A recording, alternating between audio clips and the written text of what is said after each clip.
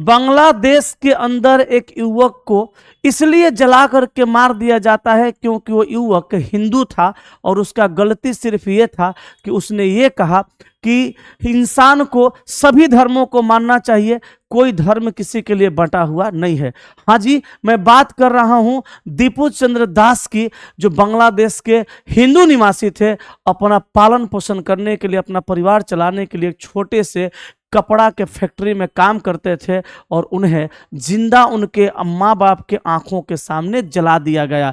अब मैं जरा बात करने वाला हूं इन अत्याचारों के ऊपर कि कैसी नफरत है इस इंसानों के अंदर, इस कौम के लोगों को अंदर, कि हिंदू को सरेआम रोड पे दिन दहाड़े जलाया जाता है। इतना अत्याचार हिंदुस्तान में कभी हिंदुओं पर औरंगजेब के शासनकाल में भी नहीं हुआ जितना अत्याचार अभी बांग्लादेश में हमारे हिंदू भाइयों पर हो रहा है। जिस बांग्लादेश को हमने आजाद करवाया, जिस बांग्लादेश को हमने राष्ट्रगान दिया, आज वही बांग्लादेश हमारे हिंदू होने का बस सजा दे रहा है और हमारे हिंदू भाइयों पे अत्याचार कर रहा है।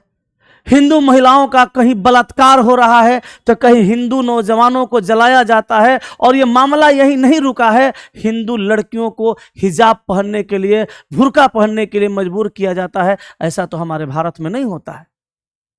अगर इतनी नफरत भरी है इस कौम के लोगों को अंदर, तो फिर भारत में हिंदू मुसलमान मिल करके नहीं रहते, हिंदू मुसलमानों के बीच भाईचारा नहीं होता, हिंदू मुसलमानों के घर आना जाना नहीं होता, हिंदू मुसलमानों के घर शादी विवाह या ऐसे किसी फंक्शन में खाना पीना नहीं होता।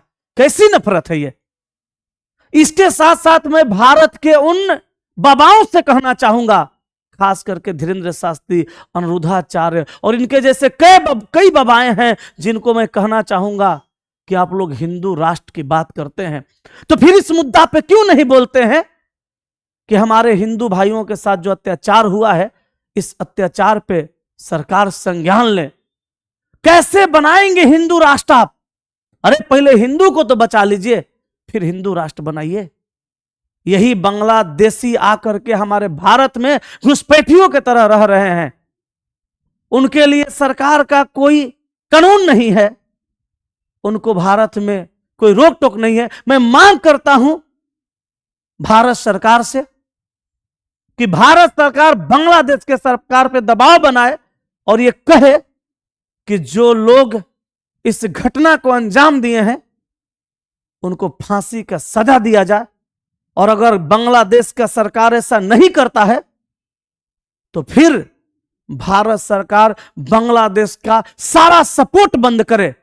जितना सपोर्ट हमारे भारत से बांग्लादेशियों को मिलता है वो सारा सपोर्ट बंद करे।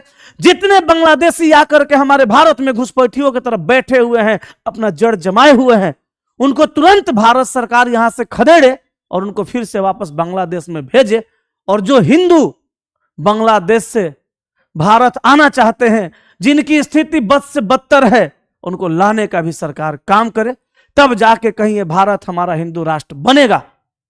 अरे हम मांग नहीं करते हिंदू राष्ट्र बनाने की, बल्कि हम ये बात करते हैं कि हमारे हिंदू को जब तक सुरक्षित नहीं किया जाएगा तब तक हिंदू राष्ट्र के बारे में हम सोच भी नहीं सकते। जिस भारत के अंदर धुरंधर जैसे सिनेमाओं पे कई टिक्के टिप्पणियां होती हैं, गल्फ कंट्री में हमारे धुरंधर जैसे सिनेमा को बैन कर दिया जाता है। क्यों? क्योंकि उसमें पाकिस्तान की थोड़ी सी चर्चा हुई है। तो फिर हम भला इन बांग्लादेशियों को सबक क्यों नहीं सिखा सकते हैं?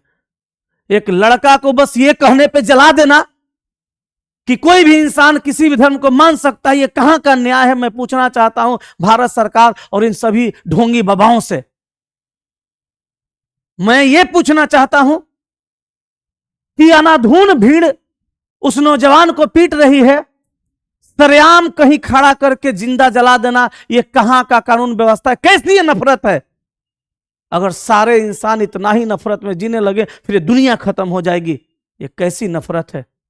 भारत सरकार चुप बैठी है। मुझे रहा नहीं गया, मुझे लगा कि गलत है, मैंने अपनी आवाज को बुलंद किया।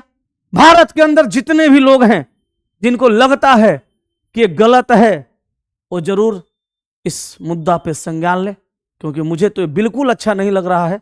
जिनको अच्छा लग रहा है वो सुन सकते हैं। भारत माता की जय। वंदे मातरम। जय हिंद।